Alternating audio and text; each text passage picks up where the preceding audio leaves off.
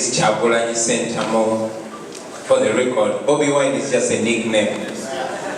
Many times I go back to the time when I adopted the name Bobiwine, because Bobby comes from Robert. Robert is my Christian name. I honestly up to now don't know what Robert means, but that's my name. And it changed from Robert to Bob. Well, I knew that Bob and Robert were the same, but Bob was fancier, because when I was growing up, after learning that Robert means Bob, I chose Bob because Bob Marley was Robert as well. That name I got from my mother. I was named in 1982 when I was born, after one then great African revolutionary called Robert Mugabe. Yeah. When I was at school,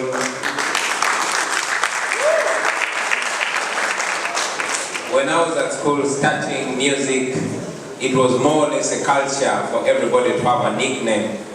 And because Bob was fancier than Robert, and Bobby was even more fancier than Bob, because Bobby Brown was a fancy artist then. I opted for Bobby.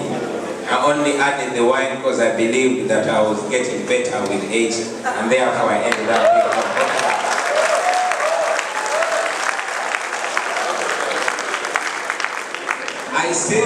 I still feel the regret, because if I knew that I would grow up to be a proud African, I would probably choose a nickname that sounds more African. Ladies and gentlemen, it's my first time to come to Nigeria.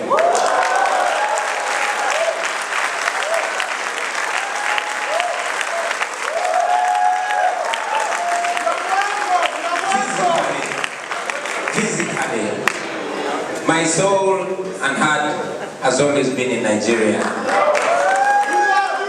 My thoughts and beliefs, and indeed confidence, has been in a great way shaped by what I learned from Nigeria. I grew up reading books from the great Chinua Achebe, from the great Kelechi Amadi, but most importantly from Professor Wole Soyinka.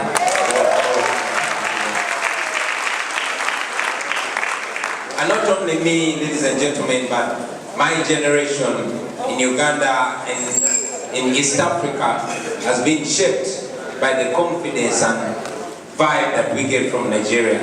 You guys should clap for yourselves.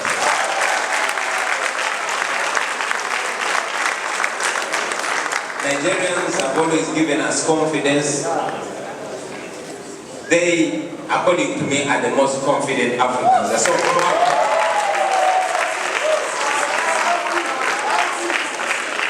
And if I was speaking to you back in the day before these borders were drawn in our beautiful continent, I would be confident enough to claim that I'm a Nigerian too. That said, ladies and gentlemen, I could not be prouder for the reason that brings me to Nigeria. We are here to celebrate the life and times of a great African son, Fela Kuti. Ladies and gentlemen, I probably would have come to Nigeria as an artist or as an activist for any other reason, but to see that we are here to celebrate a man that touched me personally, and I believe touched thousands, if not millions of Africans, is a great thing. Fela Kuti was not known to me in my initial time. Like any other African youth delving into art, yeah, I was greatly inspired by the South African music, especially in the times before South Africa was finally free. Those travel songs of Chico, of Yvonne Chaka Chaka, of Lucky Dube, and all those revolutionary artists. But there's this one other guy from Nigeria that I got to learn about differently. For starters, I come from the ghetto. I come from the biggest slum in Kampala, Uganda, called Kamwokya. Although I had the rare opportunity, unlike many of the people that I grew up with, to go to school and get a basic education, I was another common artist. And indeed, when I became an artist, like many other artists, my desire was to sing about the fancy things.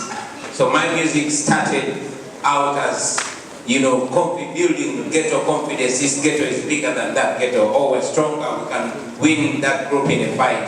Oh, we are singing about the booty of the girls, and we're singing about the parties and so on and so forth.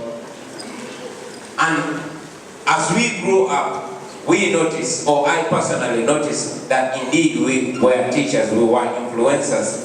I noticed that so many young men and women were influenced in fancy life, into alcohol, into hard drugs, and many other things. It was influenced. It came to a time when corporate companies were indeed paying us to just pose with their drinks, because that is the kind of influence we had with the youth. If I posed with the Guinness or with the Nile special beer, the company would be sure that the generation is going to, consume that, and that was the case. We were teachers, very busy teaching our generation nonsense.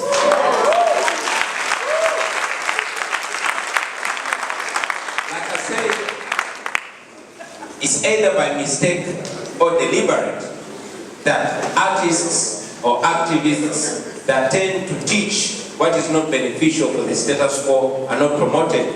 I did not learn about Fela Kuti from mainstream media. I never watched any of his videos on national TV, and I never heard his music on national radio. It is just a friend that told me about Fela Kuti, and when I went on researching about him, it blew my mind, ladies and gentlemen. So 10 years ago, I personally took a decision to change the genre of my music from entertainment to edutainment. We called it edutainment, one, because music was a very influential and effective mode of communication. But most importantly, we knew that that was the easiest way to send messages to those people that, one, did not get the rare opportunity of going to school. And even those that went to school, ladies and gentlemen, I don't know how it is here, but back home and in many parts of Africa that I've gone to, education is not a very entertaining thing. And many young men and women are actually forced to learn the things they learn at school. So when I changed my music, initially it was talking about the social issues, the poverty, the behavior change, guiding fellow youth against the HIV/AIDS epidemic. And it's slowly that I found the need to talk about leadership. And again, coming back to Nigeria, ladies and gentlemen, there's one interview that I read when the great Chinua Achebe was asked what the problem of Nigeria was back in the 80s. He said, the problem of Nigeria are not the people, it's not the lakes and rivers, it's not the weather, it is the leadership. It got into me, and I probed deeper into the leadership that we were having. And indeed, that question was alive, that the answer was alive, and it continues to be alive where I come from, in particular, in Uganda. The leadership. So we started talking about the leadership and challenging the leadership, talking about things that matter. I've been discussing with many of my friends back home, and indeed here, that Fela is a man that lived before his time. I wish we had a Fela today, or many other Felas today, because this is a guy that lived when there was no social media, when there was no internet, in a time when it was very, very, very easy to silence a strong critical voice like Fela. Only God knows the beatings that he took, how many times he was incarcerated, but ultimately he stood and spoke for what he believed in. So today here we are, ladies and gentlemen. Personally, after taking that decision of stopping to teach nonsense and being able to teach some sense whenever I could, as expected, in our time, with the benefits of internet, social media, and the big youth bulge that we have in Africa, there was wide communication. We benefited from that. Needless to say, the powers that be were not asleep to that. As I speak now, there's been so many benefits to me and those that think like me, having emulated Fela. But yes, many, many disadvantages as well. As we speak today, my music is banned in my country. My concerts are abolished in my country. And yes, my public appearances are abolished in my country. We cannot meet, I cannot be able to address people in my own country as I'm doing here. Why? Because I'm an artist that is using music to communicate to the brains of the people.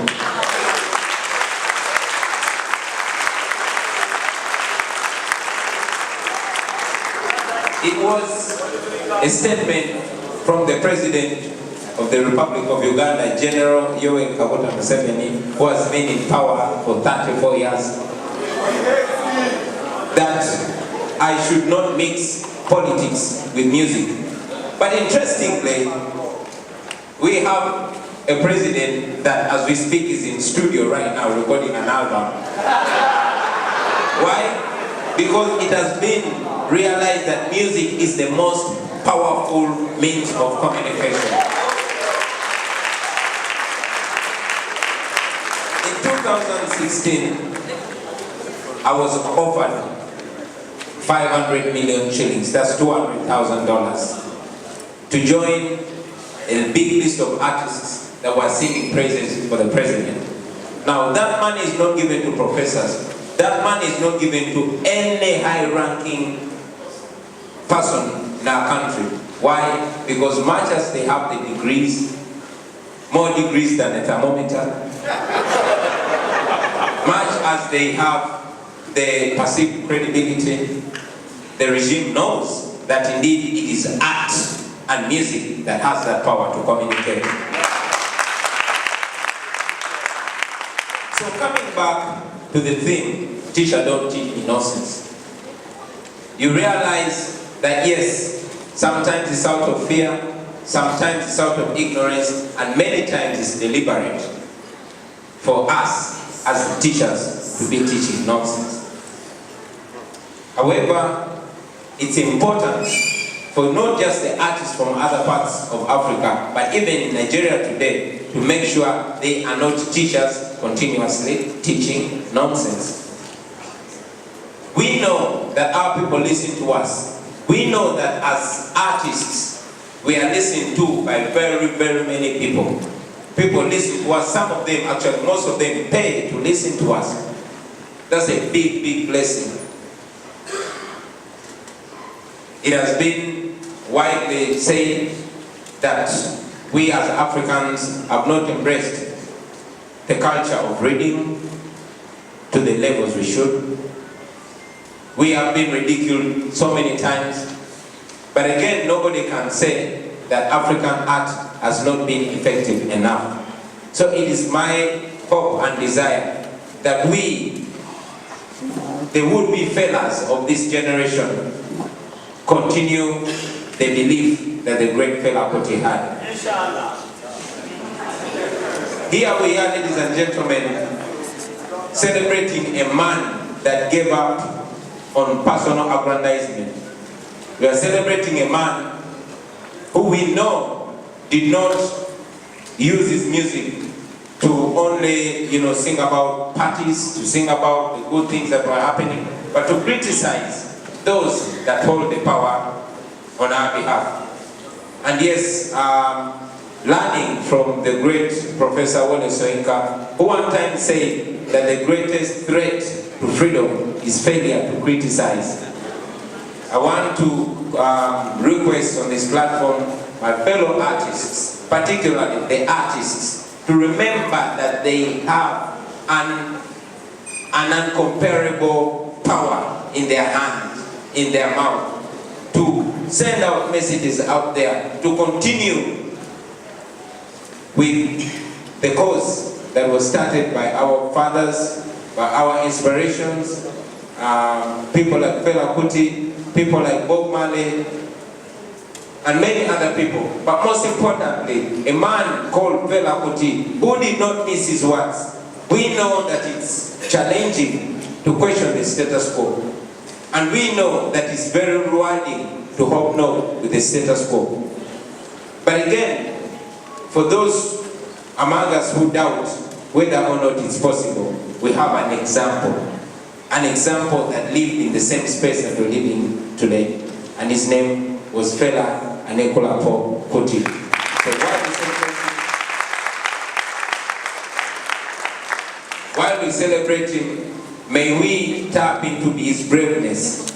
May his spirit, which as an African man, I believe is still alive among us today. May all of us go back to our destination with at least a little bit of Fela Kuti. And I believe that if that spirit doesn't die, then many, many more Felas will be born in this generation and after.